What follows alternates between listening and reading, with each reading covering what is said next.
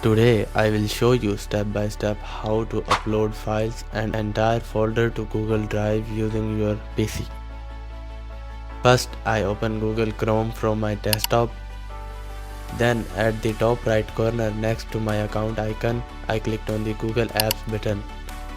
From the drop down menu I selected Drive and my Google Drive interface opened. Now on the left side I click on the New button. A drop down menu appeared and on the second option I saw File Upload. I clicked on it and my file manager opened. From there I selected an image file and clicked on Open. Within a few seconds the file was successfully uploaded to my Google Drive.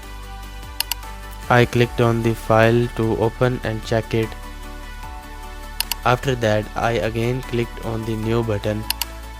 This time in the drop down list I selected the third option, Folder Upload. My file manager opened again and I chose a folder named Wallpaper.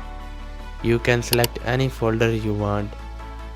Then I clicked on Upload and the entire folder started uploading to Drive. Within a couple of minutes the folder uploaded was complete.